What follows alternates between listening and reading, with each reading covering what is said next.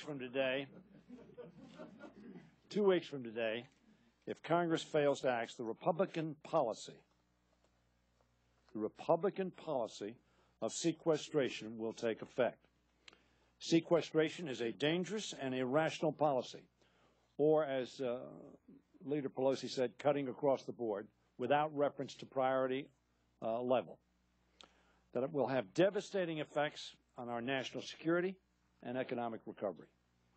Thousands of Americans will lose their jobs or be furloughed, including teachers, researchers, law enforcement agents, military contractors.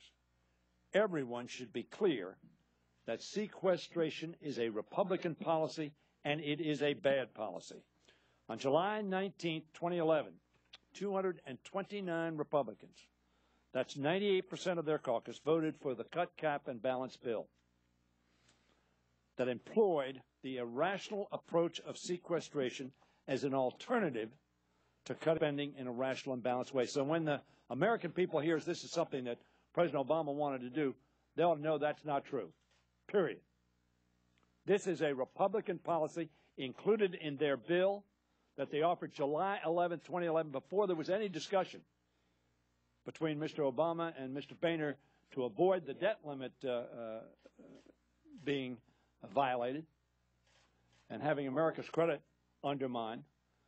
That's when it was brought up, because it was Republican policy, and maybe that was part of a compromise, which it ended up being. 222 Republicans voted today, again, as the leaders pointed out, 96% of the caucus, to go home. To go home for a week without a way to turn off the sequester. They're once again walking away from the American people. You may remember when unemployment insurance was at risk, I said they were walking away from 6 million people. They walked away from middle-class tax cuts.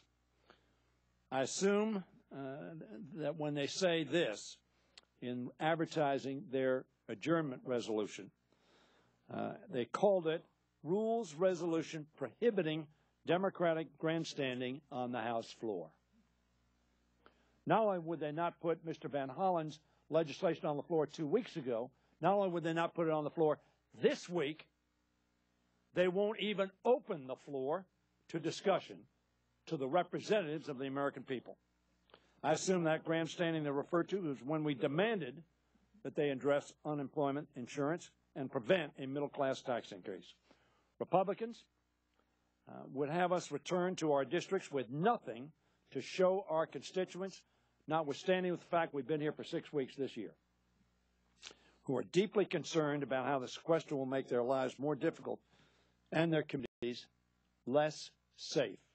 Our country less safe and our communities less safe as a result of sequester.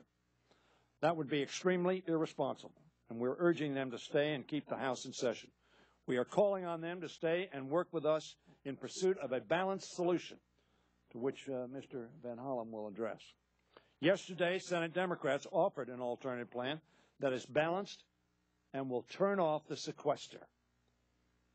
If Nancy Pelosi were the Speaker of this House and I were the Majority Leader of this House, sequester would not happen. Representative Chris Van Hollen of the Budget Committee offered an alternative as well. As I said, Speaker Boehner and Leader Cantor ought to allow it to come to the floor. They have not yet.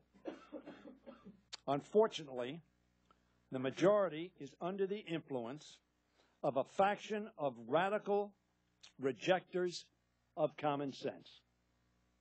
The American people ought to send us a message, and to House Republicans, no deal, no break. I now want to yield